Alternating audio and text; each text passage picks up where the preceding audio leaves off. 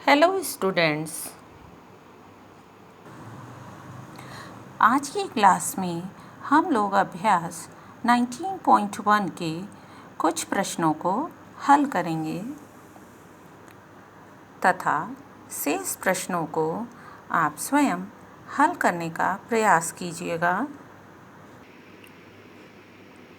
प्रश्न ABCD एक चतुर्भुज है तथा AC और BD इसके विकर्ण हैं, तो सिद्ध करना है कि AB plus DC is equal to AC plus DB। AB plus DC is equal to AC plus DB, ये हमें सिद्ध करना है। इसे सिद्ध करने के लिए सबसे पहले कोई चतुर्भुज ABCD बनाएंगे जिसके विकर्ण AC और BD हैं। त्रिभुज ABC में सदिश त्रिभुज के योग नियम द्वारा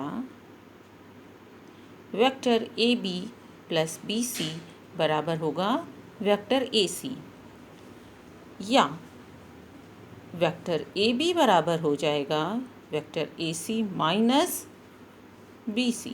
इसे हम समीकरण 1 मानेंगे। इसी प्रकार त्रिभुज DCB में इस त्रिभुज में वेक्टर DC प्लस CB बराबर होगा वेक्टर DB। यह भी सदिश त्रिभुज के योग नियम द्वारा होगा। इससे vector DC is equal to हो जाएगा vector DB minus vector CB। इसे हम समीकरण 2 मानेंगे। अब समीकरण 1 और 2 को जोड़ने पर वेक्टर AB प्लस DC बराबर हो जाएगा vector AC plus DB, AC plus DB minus BC minus CB। इसको इस प्रकार लिख सकते हैं vector AC plus DB minus vector BC minus CB, या vector AC plus DB minus minus common ले लिया है तो ये हो जाएगा BC प्लस CB।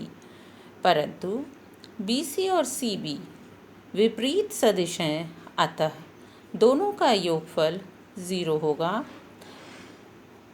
अतः वेक्टर AB प्लस DC बराबर आ जाएगा वेक्टर AC प्लस DB, और यही हमें सिद्ध करना था। वेक्टर AB प्लस DC बराबर AC प्लस DB। बच्चों, आइए अगला क्वेश्चन करते हैं।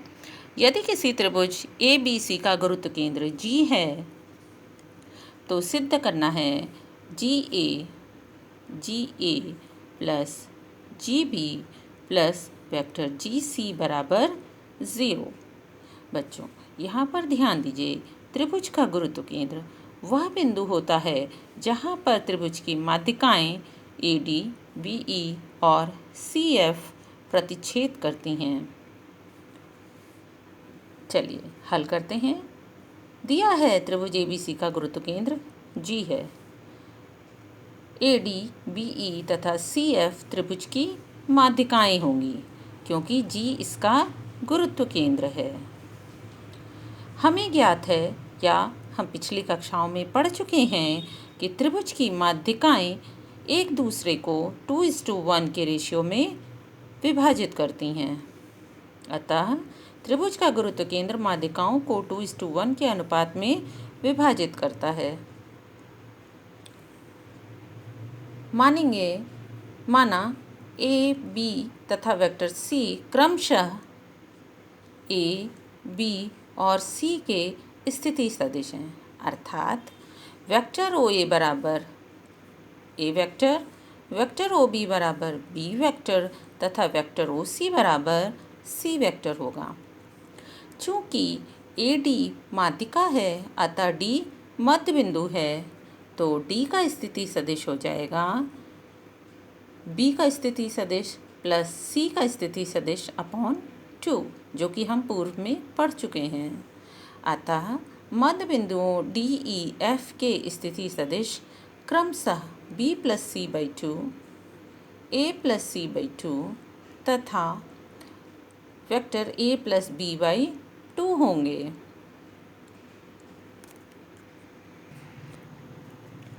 चूँकि बिंदु G सदिश AD को 2:1 के रेशियो में विभाजित करता है, अतः OG यानी G का स्थिति सदिश बराबर होगा D का स्थिति सदिश इंटू 2 प्लस A का स्थिति सदिश इंटू 1। यह हम पूर्व में पढ़ चुके हैं। उस बिंदु का स्थिति सदिश ज्ञात करना जो दी गई रेखा को m/n के रेशियो में विभाजित करता है। उसी सूत्र के द्वारा बिंदु G का स्थिति सदिश OG बराबर हो जाएगा vector b plus c by two into two, b plus c by two into two plus vector a into 1 upon 2 plus 1, m plus n का मान है 2 प्लस 1। इसको हल करने पर G का स्थिति सदिश हमें प्राप्त होगा a plus b plus c upon 3। अतः GA वेक्टर GA वेक्टर बराबर हो जाएगा वेक्टर OA यानी A का स्थिति सदिश माइनस G का स्थिति सदिश, जो कि होगा A minus A plus B plus C upon 3, जो कि हम ज्ञात कर चुके हैं। इसी प्रकार वेक्टर GB बराबर होगा vector B minus A plus B plus C upon 3 तथा वेक्टर GC बराबर होगा C vector minus vector A plus B plus C upon 3। समीकरण 1, 2 और 3 को जोड़ने पर हमें प्राप्त होगा a plus b plus c minus 3 times a plus b plus c upon 3, जिसको कि हल करने पर a plus b plus c minus 3 cancel हो जाएगा, a plus b plus c अर्थात 0 प्राप्त होगा, जो कि हमें सिद्ध करना था vector GA plus GB plus GC बराबर 0। यदि त्रिभुज का गुरुत्व केंद्र G है तो सिद्ध हो गया vector GA plus GB plus GC बराबर 0। बच्चों, आज की क्लास में इतना ही। Thank you.